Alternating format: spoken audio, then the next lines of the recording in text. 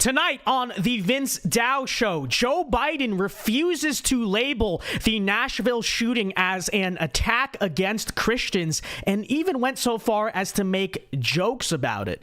Quite disgusting. Also, is this TikTok ban that's being proposed in Congress actually a good idea? And did the Nashville police vindicate so-called toxic masculinity? That's all coming up tonight on the Vince Dao Show. Stay tuned.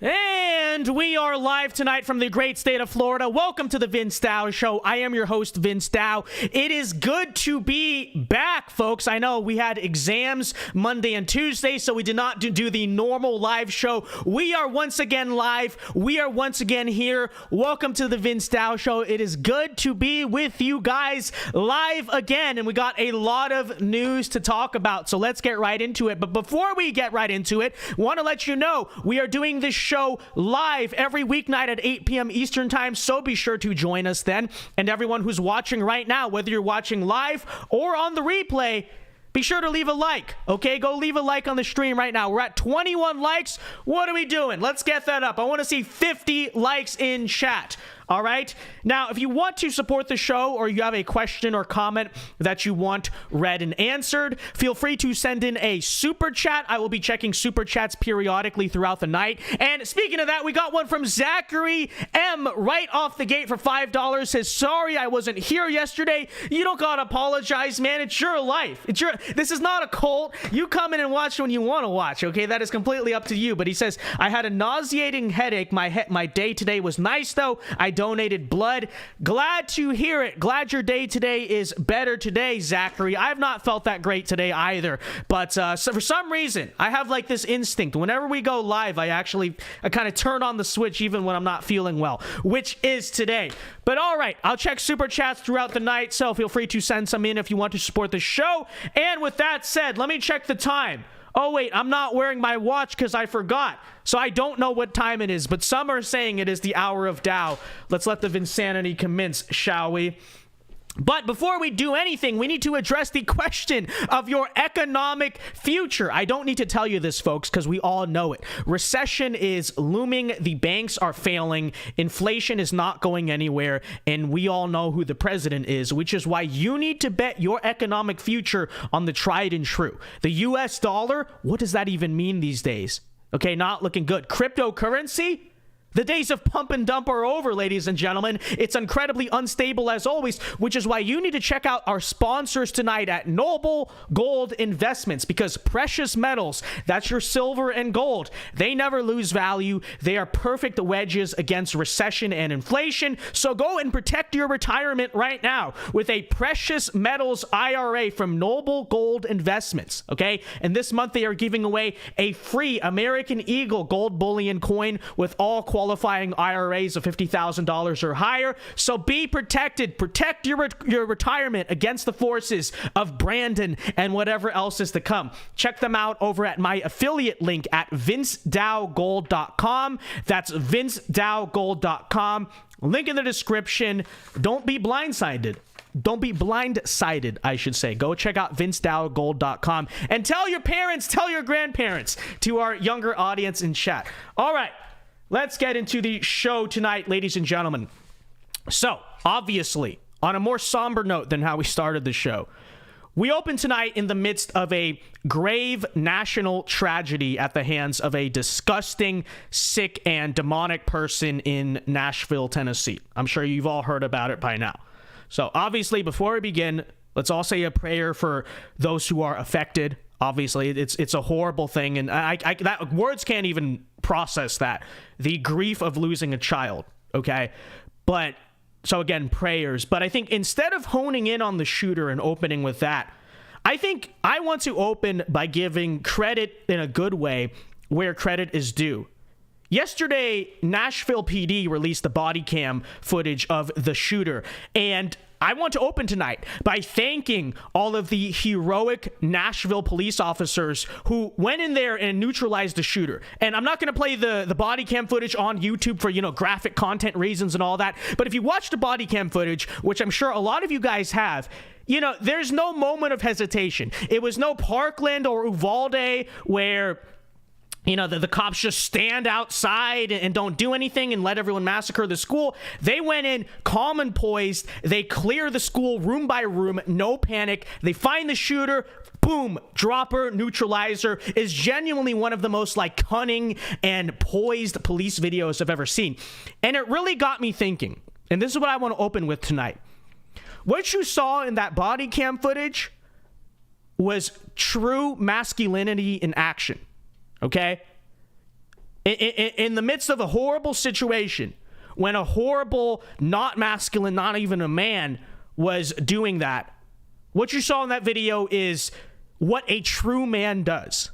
Okay? What a true man does is that when the time comes, you step up, you do your duty with poise and stoicism without losing your mind to emotion. And you see that in the video. They're calm, they're collected. Nobody has an emotional breakdown or a panic attack in that moment. That's how a man should be. That is how a man should strive to be. And you know what? For all of this talk about toxic masculinity and how men need to cry more, and men need to cry, men need to be in touch with their emotions.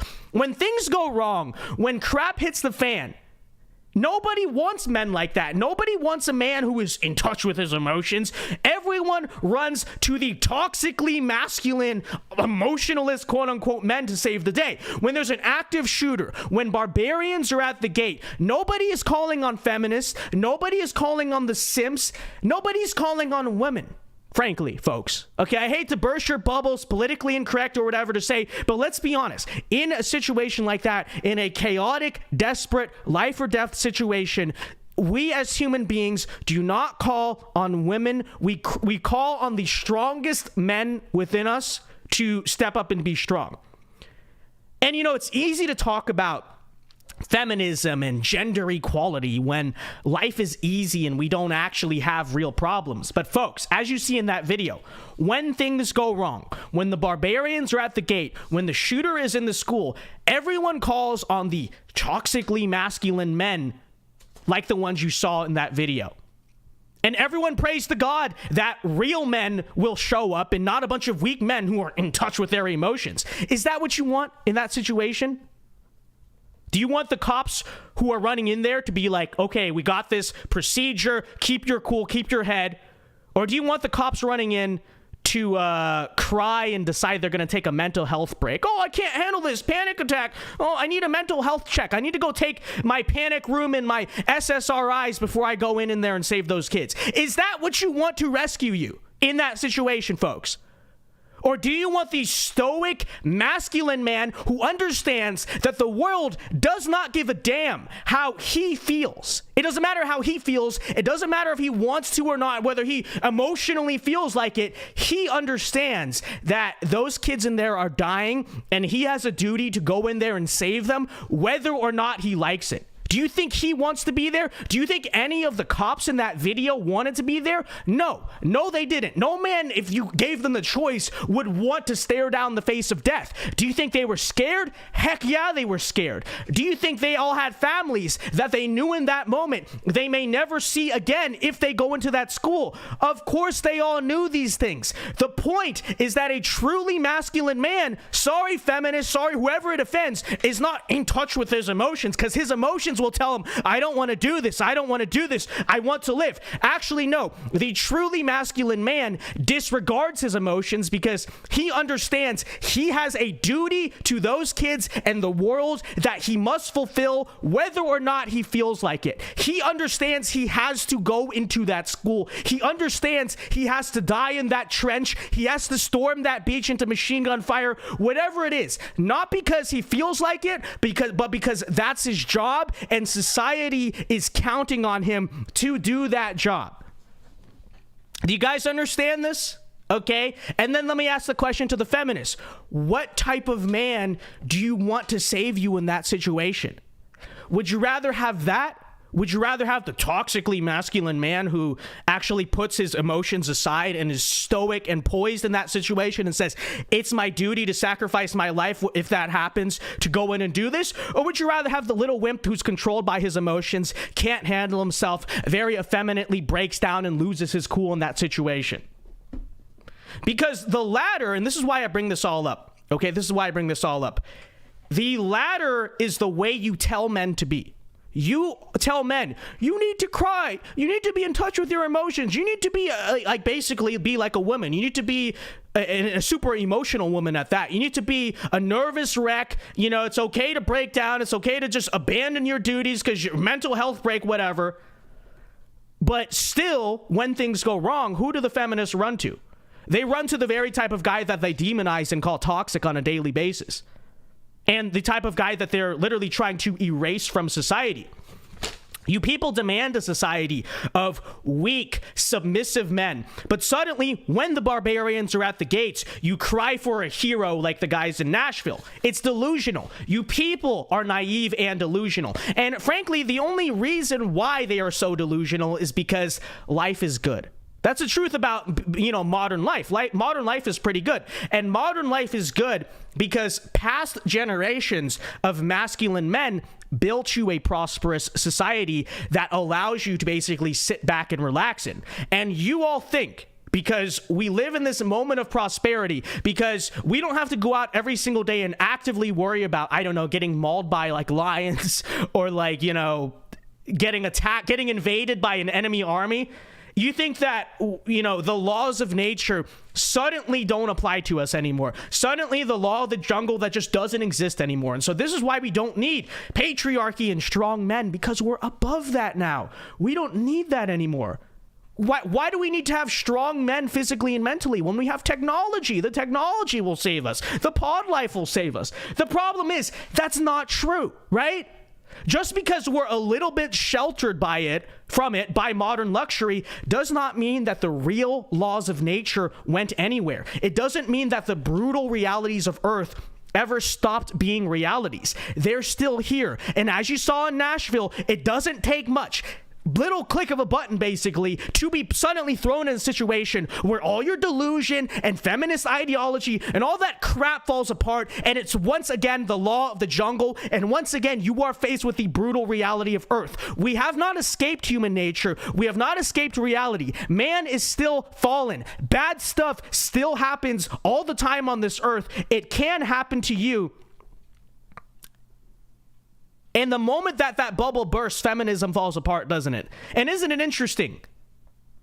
That's how you know feminism and all these ideas are basically in denial of reality, because the moment you break down the bubble a little bit, not even saying it's a good thing, obviously it's a terrible thing that stuff like this happens, but the moment stuff like that does happen, the bubble immediately bursts. Immediately, all of a sudden, these people all revert back to the human nature of needing, not just wanting, needing a strong man to step up and lead and save the day. And God bless the Nashville police, and thank God, seriously, that men like that still exist and stepped up to go in and neutralize that threat and save those kids. But guess what, feminists? Guess what? What happens if you win, hypothetically, which you never will because you're fighting against reality. But in theory, what would happen if you guys all won? What would happen if society got to the point where all the men really were that weak and there's no heroes anymore? Who's going to come and save you? Who's going to come and save you when the criminals attack or the invaders invade, whatever happens? Nobody. Nobody is going to come to save you because you turned all the men into women because you said that's what you wanted. You will literally have nobody left to protect you because you neutered and destroyed all of the men who, you know, planned on protecting you.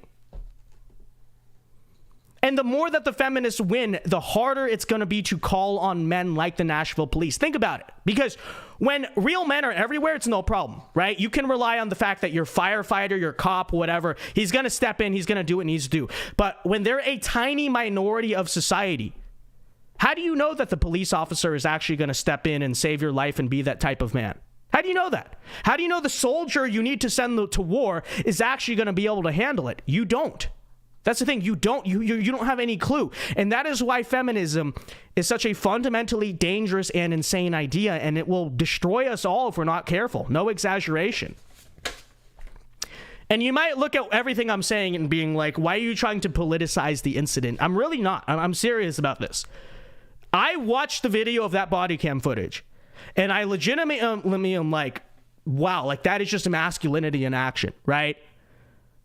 And people might say, well, nobody is saying, and I got this comment the other day, nobody is saying that, like, toxic masculinity means, don't go in and save the kids. Of course that's not toxic masculinity. Perhaps. But what they are telling us is that all of the personality traits required to be the type of guy who puts aside all emotion and says, I'm going in to save those kids, they label those traits toxic.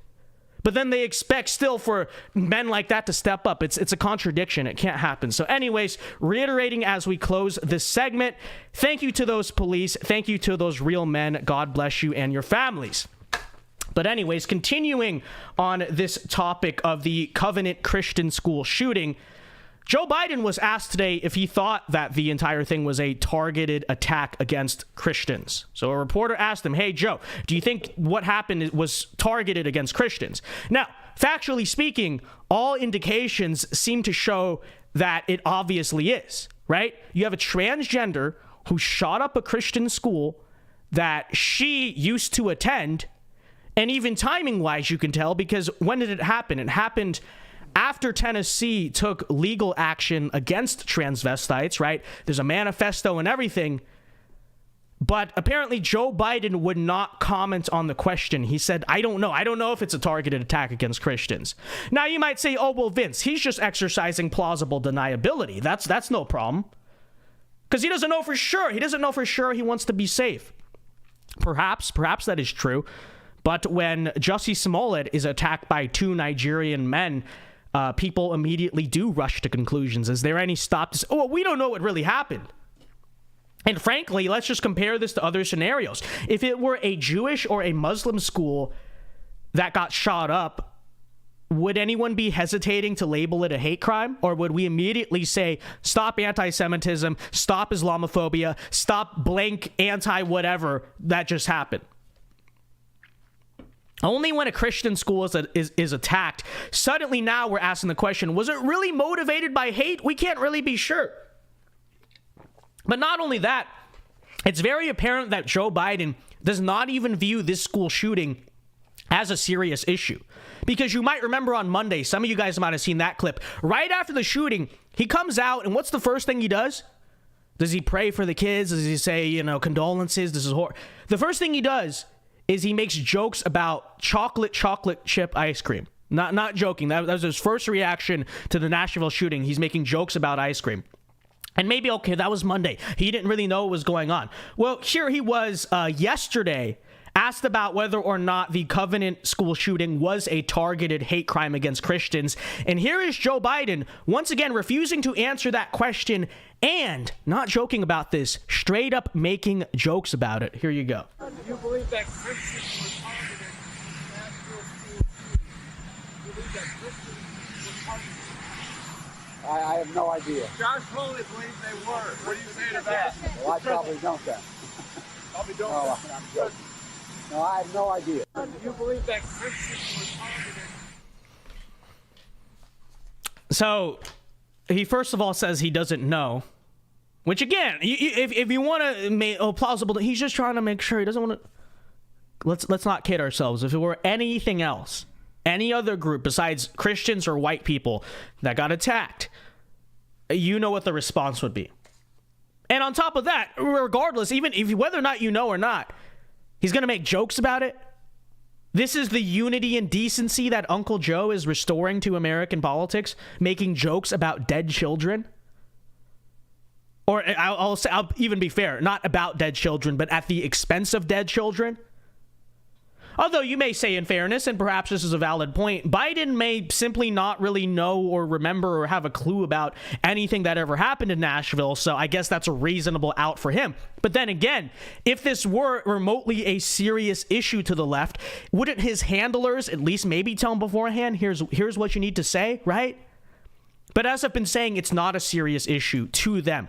Anti-Christian hate is not a serious issue to the left. In fact, and this should be no surprise to anyone, but it's something that is actually encouraged and tolerated and that the left actually engages in actively.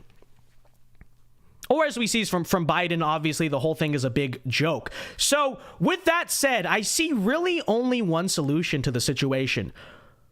If the political establishment does not care about anti-Christian hate, if the president doesn't, if obviously the left and the people with institutional power don't, we as Christians have to make it into a big deal.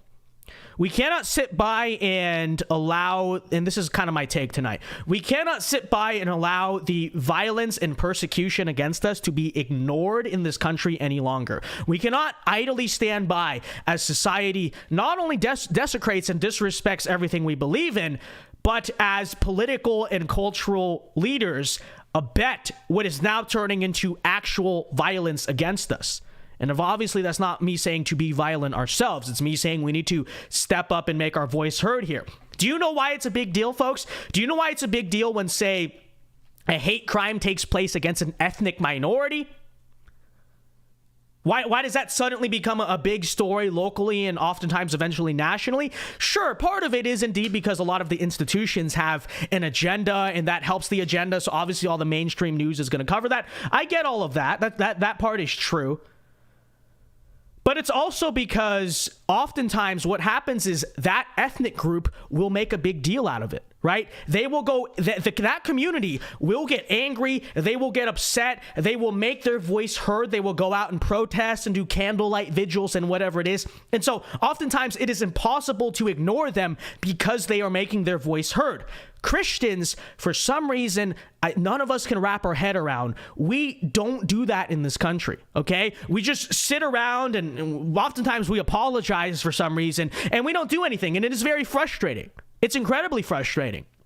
It is very frustrating to know that many churches in America will not even mention this whole incident on Sunday. And in fact, on Monday's show, let's come back, chat, to the Christians in chat. Come back and tell me if your pastor or your priest, if it was mentioned at all in church on Sunday. Okay, I'm very curious to find that out. It's frustrating. It's frustrating to know that this issue is ignored by the very people who should be making the biggest deal out of it. It's frustrating to see conservative political commentators very often speaking out more about the persecution of Christians than actual Christian spiritual leaders and church authorities, right? Because don't get me wrong, I am a Christian. I try my best to represent my faith in the things that I do. But at the end of the day, I am a political commentator, right? That is my primary role, to commentate on politics. I'm not a theologian. I'm not a pastor, right? So the point is, I should not be talking about this stuff more than actual church leadership, your pastor, your priest, your theologians, etc. Matt Walsh, as another example, should not be a louder voice against gender ideology and for his own Catholic social values than the actual Catholic priests and Catholic church in this country. And this is across all these different denominations. It's not a exclusively Protestant problem or Catholic problem, but you guys see what I'm saying? There are way too many devout Christians in this country for us to continually be ignored and to continually, not talk about the issue of persecution against us and not become advocacy groups for ourselves. We're still the largest religious group in this country, and yet somehow, some way, we can't figure out how to make our voice heard. We can't use our voice to speak up against large-scale persecution and obviously hatred against us. You mean, what's stopping us? What's stopping us from making Christian advocacy groups and doing vigils and protests and all the same stuff that every other group, religious or ethnic, seems to know how to do? Why? Why not? There really is no reason, there is no excuse except for the fact that for some reason Christians have been taught that it's our duty to ignore everything that happens around us in America for some reason. I don't know what it is. But my point being, and my conclusion here, is that the conservative political movement, God bless the conservative political movement. I'm a part of that movement. But we should not be the main source speaking up about this stuff or against this stuff. It should be the church itself. It should be church leaders. It should be religious authorities themselves who are trying to organize this stuff. I and all these other conservative commentators should not be the first ones speaking out about the persecution of Christians. Christian church leaders should be the first ones speaking up about persecution of Christians. So, that's what we need. And I think secondly, besides speaking up, we need the church to organize. Organize politically, organize culturally, start using our voice, start refusing to be invisible in American culture. Frankly, that's the only way any of this changes, because Joe Biden doesn't care about you or me or any of us, obviously. all the left-wing social movements that so many churches tried to pander to for so many years, they don't seem to care about us. They could care less about us. They laugh at us. They mock us, right? So none of the mainstream institutions are gonna do it for you. They're not gonna talk about persecution of Christians for you to the church, right? And on top of that, the conservative political movement, that shouldn't be the only source of Christian advocacy. The church should be a source of Christian advocacy. So, I think in conclusion here, the time where Christians could ignore politics and culture, I don't think it was ever true. I think it was a mistake to do so to begin with, but it's especially not the case now. It is time now, especially after everything we've seen, for the church and its leadership to speak out and take the lead. Lots of people are counting on it. A lot of people's very lives are counting on it. So have some bravery. I don't know what else to say. All right, well, before we go on to our final news segment tonight, let me catch up on the super chats here. JD for $2 says, suicidal empathy has destroyed the West. Absolutely, absolutely. It's like, when you really think about it, what really has destroyed our civilization? Has it been bad ideas? It's just to begin with? Or has it been empathy towards bad ideas, right? That seems to be actually the biggest problem in the righteous in this country, right? In the people who are right, in the people who know what they're talking about, in the people who have the right ideas. What's our biggest issue? It's not just that there's bad ideas. It's that we don't have the moral courage to step up and disavow and speak up against bad ideas because we're too nice, right? Conservative movement, what are we fundamentally? Beautiful losers. Always were, always have been. Thank you for the $2, JD. Appreciate it. And Burgundy Blue for $10. Thank you very much. Says you are doing great. Appreciate it, Burgundy Blue. What do you think of the idea of local laws for guns? Democrats regulate guns in cities and Republicans keep guns in rural areas. Could help with crime and stop radical leftists from getting guns. Well, I see what you're saying, right? And I think we do have a lot of local laws for guns. But the issue is that see, if you ever want, long-term, idealistically, if you ever want to reclaim the city for conservatives, if you ever want our city, which I don't know how realistic that is, so maybe you have a point, but if you ever want the cities to eventually become good places and better places, you're going to need to allow people to conceal carry and protect themselves, like patriots, actual people who live there. And even then, I would say, how well is gun control working in the cities? Most major cities in America have very strict gun laws. Chicago, prime example, cliche conservative example. Is that exactly stopping crime? Is that stopping leftist terrorists? Is it stopping really anything from happening? So I don't know. I mean, you're right. It kind of already happens, right? Localities regulate guns. But I don't know, because as someone who grew up in LA, right, one of the biggest frustrations was, I won't say who, but people in my family couldn't get concealed carry permits because it was literally impossible until very recently. And how does that going to incentivize someone to want to stay in LA? And how is it right? How's it fair to those people? So I don't know. But thank you for the $10. Appreciate it, Burgundy Blue. Let's see, are we all caught up on super chats here? I believe we are. All right, all caught up there. After this segment, we'll go more deep into super chats, so feel free to send them in now, and we'll hang out here. It's good to be back live with you guys again, chat. It really is. I missed this. At this time yesterday, I was taking a stupid test that I probably failed. I mean, no, actually, we got 100% totally. But this is more fun. This is more fun. It really is. And it's more important, frankly. Okay. On now to the final story of the night. Should we ban TikTok?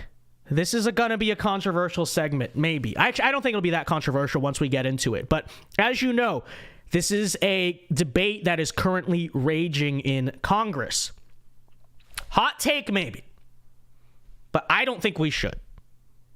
Not because I am principally opposed to banning TikTok. In fact, it's actually something I've supported for years. As one of the OGs of conservative TikTok, that's how I got my start. Before, most of you guys might kind of vaguely recognize me from like back then, 2020, but it's from TikTok, okay? That is where I got my start. But as someone who actually got my start on that app, I know how dystopian and awful that app is. I know how bad the censorship is towards conservatives. Obviously, the CCP stuff, whatever. So I'm not here to defend TikTok. Let me make that clear at the start of the segment. I'm against the ban because the bill currently being proposed is awful. Okay? It is basically, how do I describe this? It is basically the Patriot Act on steroids. Because when you hear ban TikTok, you're probably thinking, I don't know, Congress is talking about a bill to ban TikTok, right? That sounds like when you say ban TikTok, you think, okay, we're going to ban TikTok. Or maybe it goes a little further. Maybe it just bans Chinese stuff. So it bans TikTok, ByteDance, Huawei. Okay, fine. That's all pretty reasonable. I don't have much of an issue with that. But folks, that is not what the so-called Restrict Act does. And this is very important because a lot of conservatives, including formerly myself, are falling for this thing. We're not actually paying attention to what's going on here. This bill basically gives the Secretary of Commerce free rein to ban any app that they deem a risk to national security. So in other words, the Biden administration can ban any app they don't like without even having to ask Congress for approval. Read some of this language here. So it says, in general, the Secretary of Commerce, in consultation with the relevant executive department and agency heads, is authorized to and shall take any action to identify, deter, disrupt, etc., to address any risk arising from any covered transaction by any person with respect to any property subject to the jurisdiction of the United States that the Secretary determines poses an undue or acceptable risk. It goes on. Okay, I'm not going to bore you guys reading the whole thing, but just reading through that language. Yeah. Hold on a second, folks. Does that sound like Congress just wants to ban TikTok? No. If you read, there's nothing actually in that about TikTok. That is Congress essentially giving Biden the power to ban literally anything they deem a national security risk. So how far does that go? Because we know what our federal agencies deem to be national security risk, and that's not just things owned by the Chinese Communist Party. So could it be used against, let's say, Rumble or Truth Social? Absolutely, it sure seems like it. Twitter even? Could it be used against Twitter? It's a possibility. If you go on and read here, Clause C, I don't have it on the screen, but just reading, you have the number 1 here. You go down a few lines. Clause C here even says, interfering in or altering the result or reported result of a federal election. That's one of the pretenses that the Secretary of Commerce can use. So if you deny the results of an election, which I would never do because we're on YouTube, okay? I never do, never would do. But hypothetically, if people on let's say Rumble, decided that they wanted to deny election results, could they use it to ban Rumble? I don't know, but this whole bill seems, it sounds nothing like simply banning TikTok, okay? And this is coming from someone who's not the biggest fan of TikTok. And not even, keep this in mind too, it doesn't even give Congress the ability, Congress can vote on what they decide to ban. This literally says Congress is giving the Secretary of Commerce the authority to decide he can ban whatever he wants to ban, right? So it's not even democratic, right? Congress doesn't even stop and vote Okay, this is just whoever is at the head of our executive departments and essentially within the deep state itself, they can ban whatever they choose to ban. I don't know what else to say, right? I don't say any of this in favor of TikTok. Let me say that for the millionth time. The app is garbage. But in true U.S. government fashion, they just can't do something right. They can't just say, oh, well, let's just ban TikTok, ByteDance, Huawei, maybe. Let's make all that stuff illegal. I guess I should have suspected something was up when there was bipartisan agreement. And that's how you knew this bill wasn't what it was advertised to be, right? Because if there's bipartisan agreement on something in Washington, you know that's a red flag. You know that something is up. But nobody is talking about this. Tucker Carlson talked about this last night, but besides that, it seems that most conservatives obviously support this bill because they think it just means banning TikTok, and most conservatives understandably support banning TikTok. So I'm out here saying, I'm letting you know all of this because I'm saying we need to make a huge deal out of this on the right, okay? This is very dangerous. It basically allows Biden to regulate the internet however he wants. But most Republicans are going to go along with it because it's being sold to the public as the TikTok ban. And so unless we make a really big deal out of it, all these Republicans in Congress are going to vote for it. They're going to vote for it. I don't have high hopes about this. They're probably going to vote for it and then turn around to the voters like you and say, look how tough we are on China. Aren't you glad we're the tough on China party? And even a lot of Republicans, maybe like Tea Party Republicans, who I could imagine are a little bit more concerned about this stuff, I have to think they're going to look at this and think about this politically and probably be pressured into voting yes, because what are the optics of voting no? If you vote no on this, what are most Republican voters who know nothing about this bill, what are they going to think? They're going to think, why is, let's say, Matt Gaetz? Why is Matt Gaetz pro-China? Why is he against banning TikTok? Is he a Chinese sympathizer? And meanwhile, none of what's in this bill is about China. Like I said, this is essentially the Patriot Act on steroids. This gives incredibly dangerous executive power to Biden. And even if it's never used by Biden in the way that we fear, you have to imagine the pretext is there, right? Some Democrat president in the future, I guarantee, will try to use it. So do not fall for this TikTok ban. Do not support it. I don't usually say this, but you know, if you're willing, call your congressman, because this is important, okay? Whether they're Democrat or Republican, maybe talk to them in a different way, right? If maybe there's a different way to talk to a Democrat, but I think there are ways you could sell it on both sides. We cannot let this thing pass. Okay, this is an incredibly dangerous threat to free speech in our country. I would much rather, frankly, I don't like Chinese spyware on the phones, okay? Don't get me wrong. But I'd much rather have a foreign government who can't really do anything to me physically directly, a foreign government be spying on my phone versus no free speech because Joe Biden controls what I'm allowed to have on my phone. So watch out. The Restrict Act, what a name. The Restrict Act is a scam.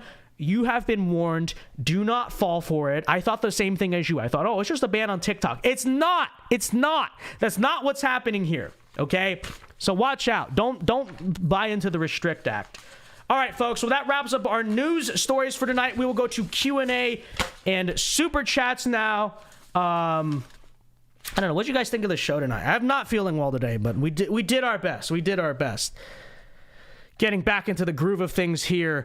JD for $2, thank you very much, says complain about persecution, but import more non-Christians. Very true. We need it. I've always been an advocate, not always, but I've been advocating for the last few years. We need an immigration moratorium, 100%, and not just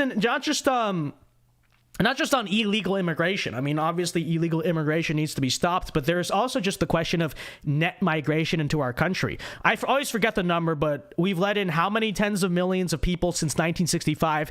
It's not sustainable. It's not like a country, you literally can only let in so many amounts of people at a time before everything is overwhelmed. And what you see right now is a country that is incredibly overwhelmed by mass immigration. And like literally anyone who works in any sector can probably attest to this. You can see the effects that immigration has on your job, your sector, your industry, whatever it is. So 100%, we need a net zero moratorium on all immigration into this country, okay? And I don't want to hear arguments of, well, we can't do that because your family were immigrants or my family were immigrants. Who cares?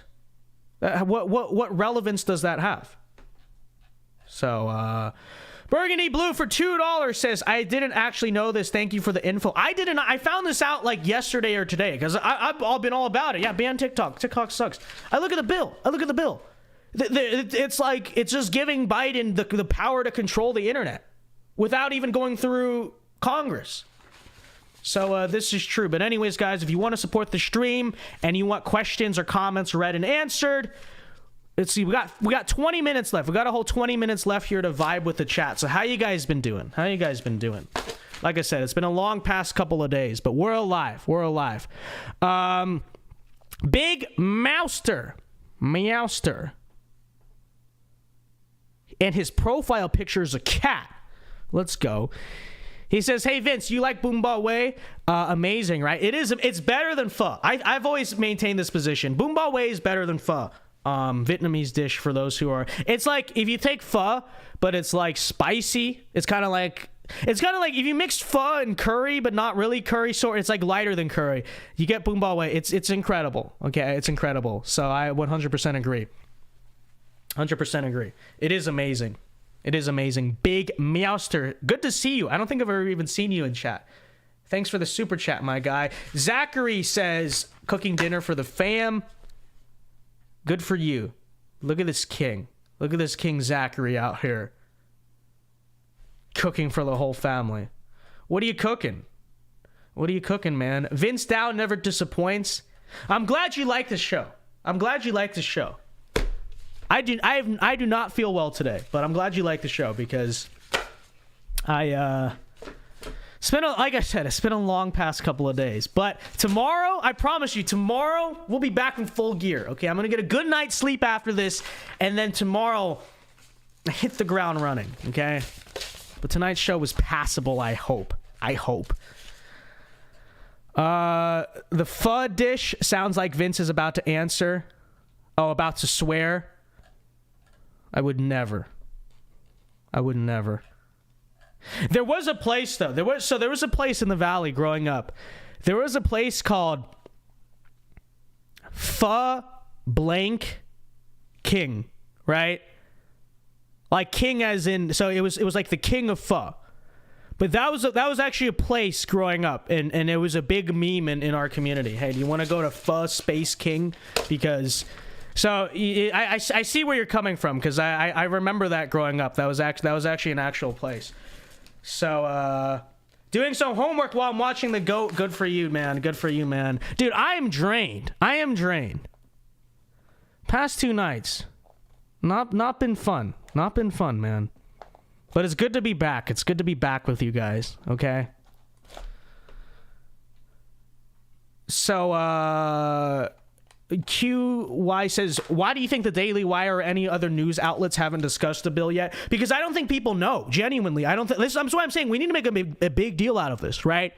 Because the only people I've seen talk about it, a few like libertarians have picked up on it, which I'm not a libertarian, but good for them, right? Tucker last night started talking about it, right? But other than that, I don't think a lot of people know. You know how I found out? It was by total accident. All last few weeks, I've been like, yeah, ban TikTok. Finally, Congress doing something base. That's kind of cool. And then I saw, I think it was like the Libertarian, I'm not even joking about this. I think I found out from the Libertarian Party of New Hampshire. Okay, it was the Libertarian Party of New Hampshire tweeted on Twitter. Someone retweeted. I saw it, and I was like, "Wait a minute." And yeah, when you go and look at this TikTok ban, it's horrible. Michael talked about it this morning. Well, that's good. It's good. Then people are picking up on it. Like, you know, maybe tomorrow. I'll start like trying to make a big thing about this on other social medias that we have like even bigger platforms than here on, because yeah, it does need to be talked about. I don't think a lot of people know. Michael Knowles was saying it's not good because it's bipartisan. Nothing that's good ever is what was the last good bipartisan thing ever that this country ever did? I can't even think of it. I definitely was not alive for it. So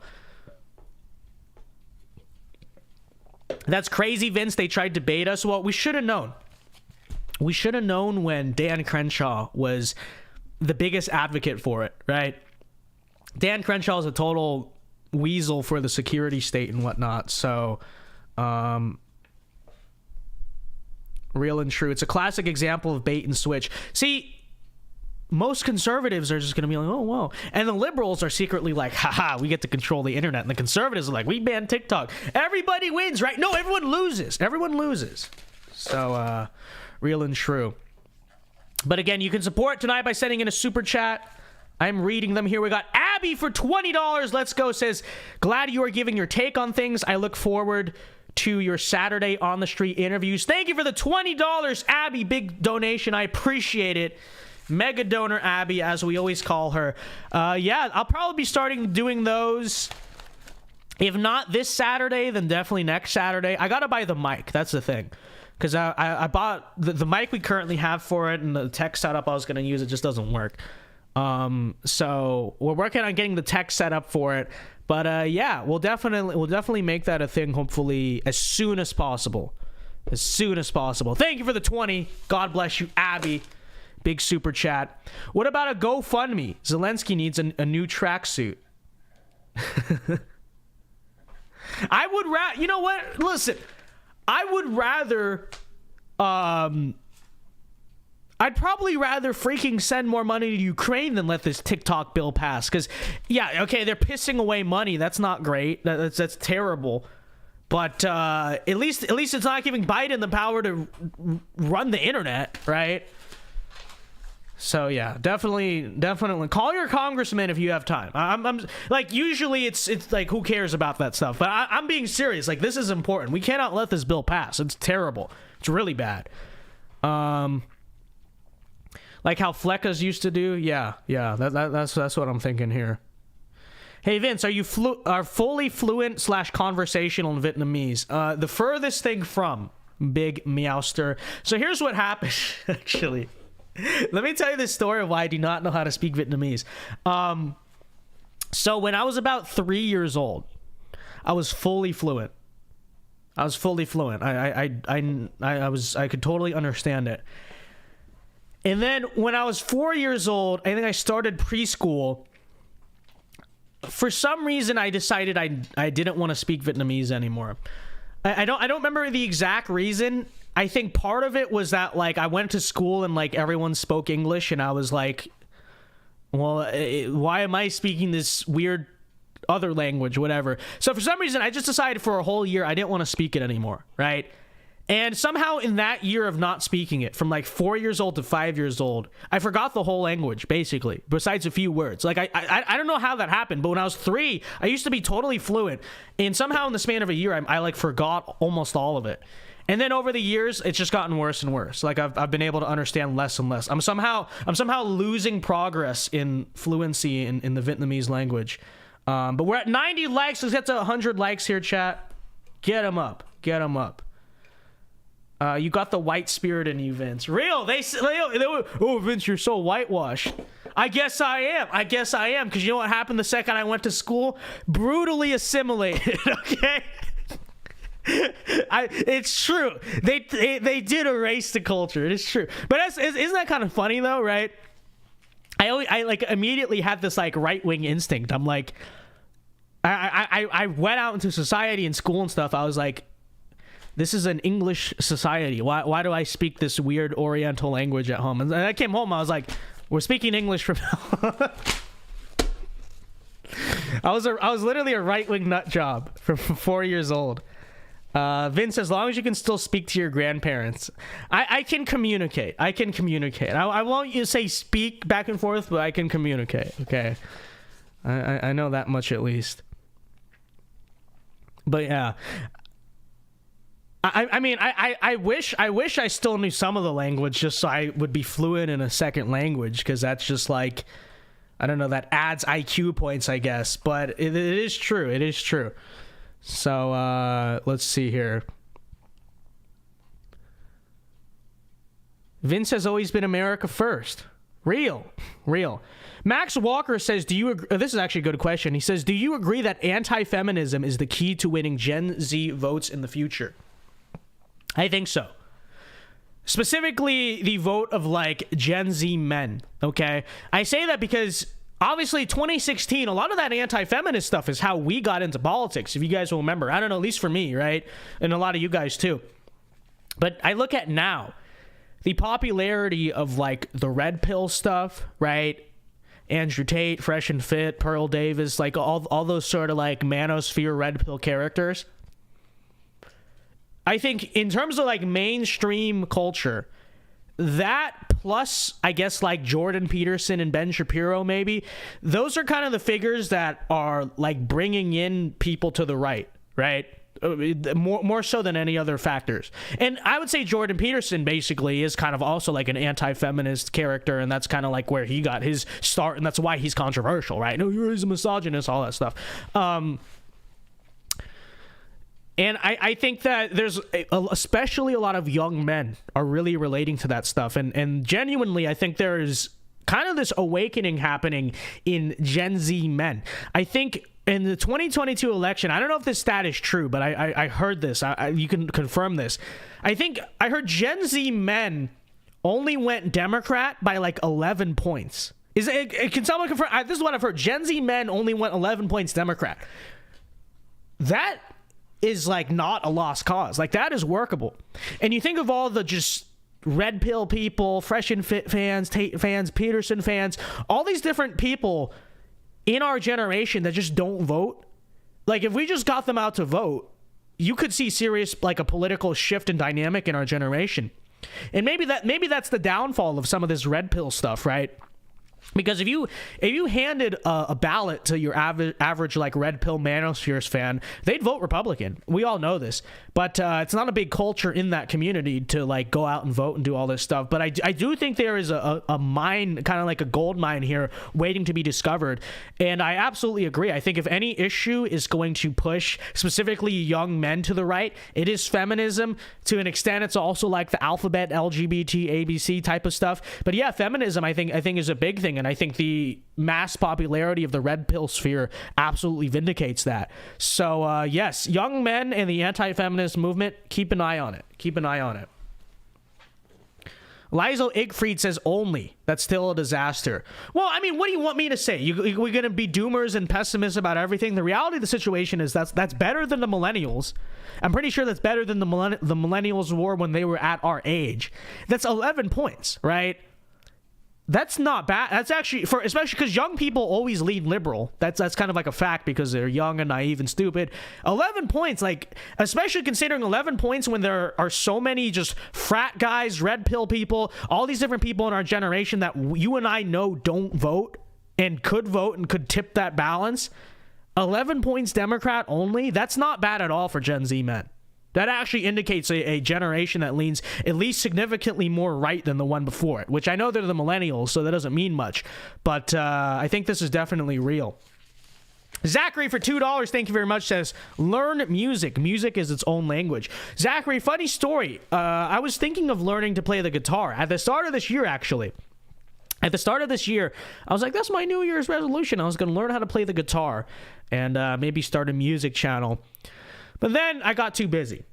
Then all this stuff happened. I was like, I think I want to do the show thing. I think I want to start the grind set. And I was like, I don't have time for those types of hobbies. So, and I decided I'm going to start working out instead. And so that's been like the New Year's resolution instead. But I would like to learn how to play the guitar at some point. But funny story actually on that front too. So when I was young, my mom tried to get me to learn the piano. It wasn't that I couldn't figure it out, but I just never cared. Like I never wanted to take the time to put dedication into learning it. Same thing with the trumpet. I was in like band for a year in middle school. I played the trumpet. Never cared. It's like, you guys are a bunch of nerds. And so I never got into the music thing. I know I am disgrace to family. Okay, I am because I really am a dishonor to family because I can't play an instrument. I can't speak the native language. The only thing I have going is that I'm smart. That's it. Okay, so, besides that, all the extracurriculars that an Asian kid is supposed to have, I'm the opposite. And, I'm actually the only Asian boy I knew growing up who was better at like the humanities than they were at math and science, which I was good at math and science growing up. I still was better than everyone, but I was actually well-rounded, which like no Asian boy could say, which is very interesting. I could write a whole dissertation on why this is the case, okay? But like, I attribute it to the fact that I'm part Italian. You know, I have former Western philosophers probably in my blood and all that stuff. But it is very interesting. Like most Asian men, they're very good at the algorithms, math, and science. They can't write to save their life. They can't do humanities. They can't do stuff like this, politics, to save their life. And I've actually always been good at that stuff and was interested in that stuff and was actually better at like English and history than I was math and science. But I wasn't a failure at math and science. It was just English and history. I was just like, blew everyone away in from a very young age. Like I was just the best writer that knew the most about history, all that stuff. And then look where we are. I could have been doctor, but I decided to instead ruin my life professionally and be a conservative right-wing guy on the internet instead. Aren't we just vibing, chat? Burgundy Blue for $10. Thank you very much. Says, sorry to bother you because I know you're very busy, but Vince, I just finished the intro for my James K. Polk video, and I would like to email it to you to see if I can improve it or if it is passable. That was stupid. I don't know how to drink liquid. Okay.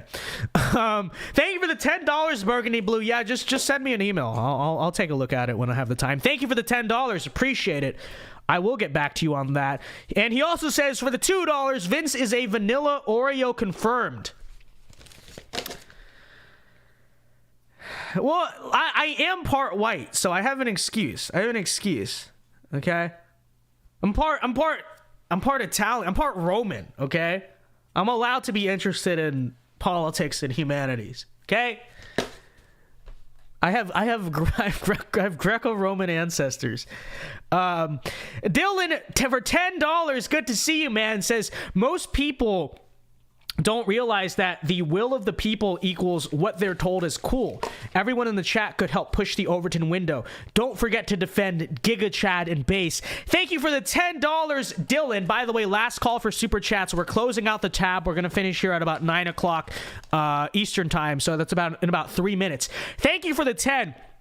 And this is true, guys. Never underestimate how just big of drones most people are. Most people are, like, as cliche as it is, most people are indeed literal NPCs, okay? So you can, like, convince a lot of your friends of stuff fairly easily. Oftentimes, you don't even have to like actively debate them or red pill them. Just say stuff around them and they'll just kind of follow. That is human nature, right? And so yeah, don't underestimate that, guys. When you're engaging in culture with other people, little stuff, just dropping little red pills here and there that you don't even engage as like trying to change anyone's mind. You just say it out loud. Don't underestimate that, because people really are drones and robots and stupid, and that is actually human nature. We're actually not. We actually are naturally followers, right? The natural human conditioning is to be an NPC of a leader, right? And this is why historically democracy has never existed in human history. You wonder why most societies have always been led by like warrior kings, because that's actually the default human programming, is to pick out the 5%, 10%, like you, Dylan, of elite people in society. You're welcome, who, you know, have the brightest ideas. They have the leader mentality. That's what the 85 to 90% of follower personality archetypes just go along and follow. And that's why democracy, actually, I would argue, is kind of against the default preset of human nature. So thank you for the $10. And it is so true. You can indeed change the Overton window yourself. Burgundy Blue for $2 says, what is your email? I forgot to ask. It's on my like channel information, but just send it to vince@vincedao.tv. Okay, vince@vincedao.tv. And TV, sorry. And the guy I'm just gonna call him Chungus, okay? That's gonna be your code name. Chungus for 3,000 W's. I still don't know what currency that is, but we're just calling him the W's because that's what it is. He says, W stream. Thank you very much, Chungus. And last super chat of the night here from Jonathan Fields. Thank you very much for the $5. Says, thank you for the videos. They help. I hope you feel better as well, and good luck on your exams. God bless you. Have a great night. You have a great night too, but thank you very much for tuning in tonight, ladies and gentlemen. Thank you to everyone who tuned in. I will see you guys tomorrow night. Be sure to leave a like on the stream before you go, and I'll see you guys tomorrow night, same time, same place at 8 p.m. Eastern time for the next episode of the Vince Dow Show. Until then, everyone have a very good night. Alpha moves only. God bless and peace.